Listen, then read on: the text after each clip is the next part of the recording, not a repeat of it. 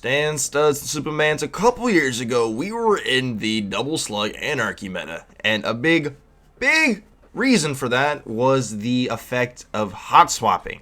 The truest form of hot swapping basically allowed you to cut the animation of you switching to your other weapon practically to zero, and you could dump out your slug shotgun shots absurdly quick. And to go along with that, you would just use an anarchy, stick the boss a couple times as you're dumping out all of your slugs. And it was actually some pretty decent damage. Now, unfortunately, I don't have any gameplay from that era. Y'all got to bear with me on that. I'm sorry now. But the whole purpose that I even bring up the old hot swapping meta is the fact that what if I told you that in the modern day, we can actually pull this off as well. Now, we'll be with you, it's not nearly as easy as it was back in the initial hot swapping meta. And I'm not saying that this new form of it is going to be a meta-defining tech, but I definitely at least want to bring your eyes to it and let you be aware of the new tech that was recently discovered. And I also want you to be aware of the money that you could be saving when shopping over at Instant Gaming for any of your games and their DLC needs, as they got games and their DLC selling for a cheaper price, which I'm going to be leaving a link to at the top of the description,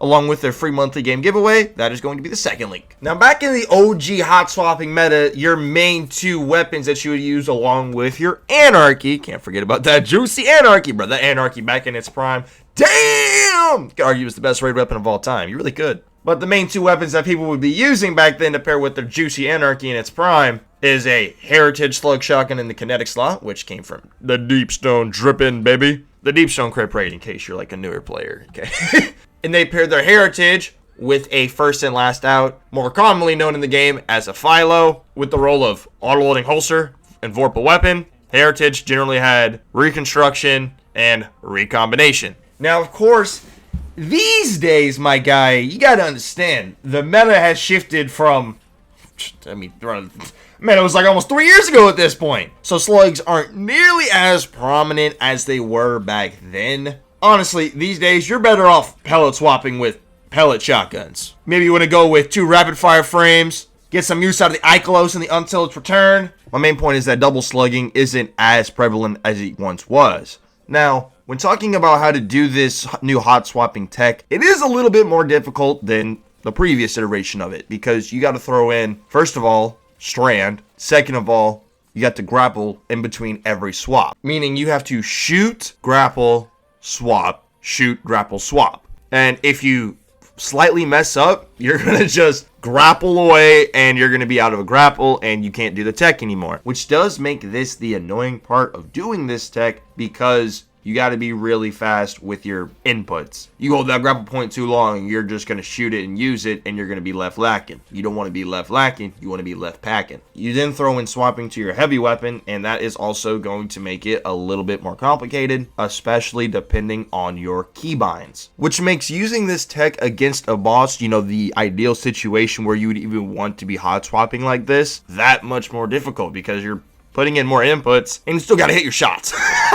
I don't really see a need for this to get patched, solely because it's not the super easiest tech to do and do it right and have success doing so, especially in a raid boss scenario or dungeon boss scenario. And you really got to ask yourself this question: is it really worth doing this when you could just be shooting rockets across the board the entire time? Maybe when you throw in something like the Billy rotation with the Izanagis and 2 GLs, but for the most part, I feel like most people won't ever get a proper use out of this tech. It can definitely be fun to practice with and play around with a little bit inside of something like the Enclave in a controlled scenario, but doing it live in the damage phase, that's a different story. If you do want to attempt this, I do highly recommend getting as much handling as you possibly can. Maybe even putting on some dexterity mods on your gauntlets. When I was practicing this tech, I definitely had my OFID aspects on just to help out with the handling. Either way, it's still a new tech if you want to go and practice it. And depending on how much caffeine you intook that morning or whatever other substance you may use, you do you, champ. You may want to go try it against a boss or something like that. Let me know your thoughts and opinions on this new tech down below in the comments.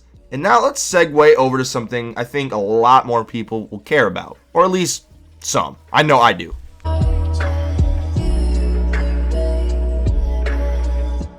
So as we know, this year's Festival of the Lost event actually brought something worth our time, worth our effort to put into this event, versus spending money on overpriced armor sets, right? Of course, I'm referring to the Twilight Keepsake memento, the lost memento, the all black memento. I know some people are kind of salty that it's a memento, not a shader, so we can't put it on our armor. But hey, one step forward and a mile backwards is still progress than just 2 miles backwards, am I right? That was probably okay. That one kind of missed the mark there. But when the event dropped and we eventually found out how to unlock our first Twilight Keepsake memento through the secret Twilight Triumph, which if you have not completed and you don't know how, I'll just tell you how to do that real quick. You need to defeat 100 enemies on Neomuna with the Nimbus mask equipped. You need to be wearing it as you're defeating enemies on Neomuna. You then need to get 25 finishers in Legend Haunted Lost sectors while wearing the Tormentor mask. And no, you do not have to get all 25 finishers in one Legend Haunted Lost sector.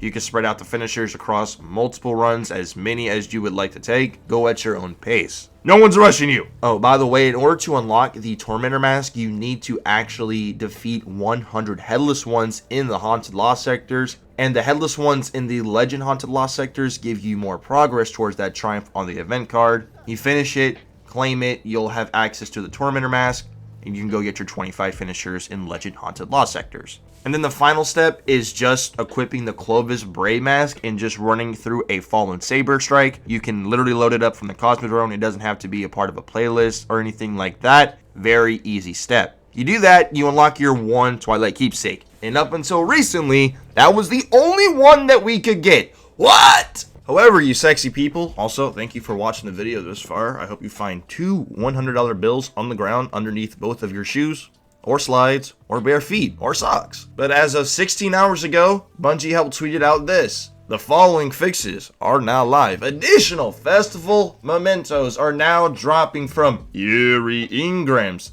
Thank you. The Heads Will Roll event challenge can now be completed in both normal and Legend Haunted Lost sectors. Well, I guess that part of the video I just talked about, you can now do in normal Haunted Lost sectors as well, which is also really good. So yes, after about 2 days of the event being live, the main reason for us to farm and play the event is now available for us to do.